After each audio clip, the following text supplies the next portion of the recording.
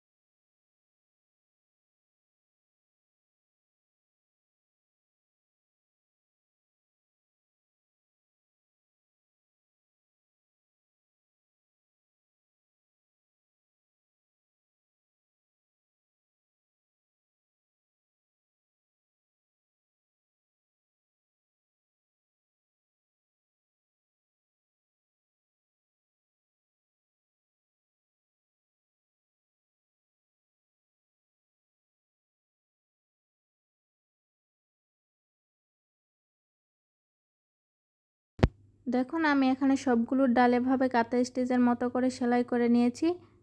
এবার আমি বৃত্তের কাছাকাছি যে কাঁথা স্টিচটা দিয়েছি সেখানে সুই তুলে নেব। নেওয়ার পরে উপরের দিকে যে কাঁথা স্টিচটা আছে ঠিক সেইখান দিয়ে তার মাঝখান দিয়ে আমাদের সুতা টেনে বের করে নিয়ে আসতে হবে। দেখতে পাচ্ছেন 2টা কাঁথা স্টিচের মধ্যে দিয়ে কিন্তু আমার একবার সেলাই করা হয়ে গেছে, এবার দিয়ে আমার দ্বিতীয়বার হতে যাচ্ছে। তো এইরকমভাবে আমি এখানে টোটাল 5 বার ঘুরিয়ে সেলাই করে নিয়েছি। আপনারাও 5 বার এভাবে ঘুরে সেলাই করে নেবেন, বা আপনারা যদি আরও মোটা করতে চান তাহলে আরও বেশিভাবে এভাবে ঘুরিয়ে নেবেন। একই নিয়মে আমি সবগুলো ফুলের পাপড়ি করে নিব।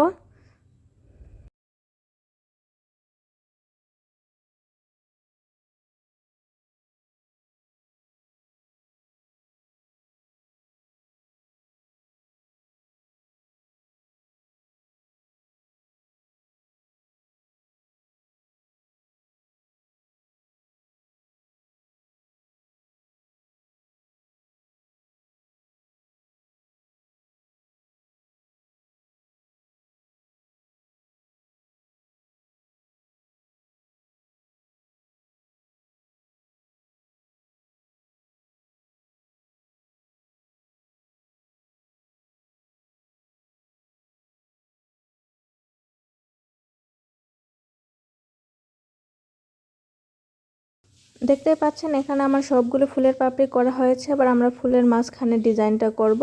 তো এখানে আমি ফ্রেঞ্চ নট দিয়ে দিচ্ছি, ওনাকে এটাকে গিট ফুরো বলে থাকে। তো আপনারা ভালোই করে লক্ষ্য করুন যে আমি কিভাবে সেলাইটা দিচ্ছি। প্রথমে আমরা কাপড়ের ভিতর দিয়ে সুই বের করে নেব।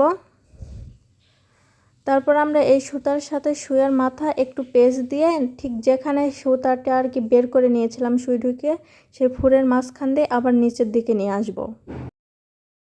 অর্থাৎ আপনি ঠিক যেখান দিয়ে প্রথমে সুতা বের করে নেবেন সুই ঢুকে, ঠিক সেখান দিয়ে আবারও সুতা পেঁচানোর পরে সুই ঢুকাতে হবে।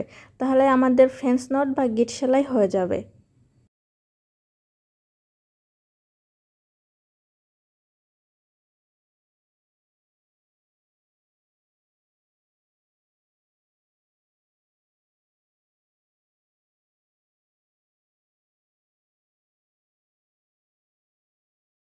আমাদের ফুল সেলাই করা কমপ্লিট হয়ে গেছে। আজকের ভিডিওটি আপনাদের কেমন লাগলো কমেন্ট করে জানাবেন। আর যদি ভিডিওটি ভালো লেগে থাকে তাহলে অবশ্যই চ্যানেলটিকে সাবস্ক্রাইব করে দেবেন।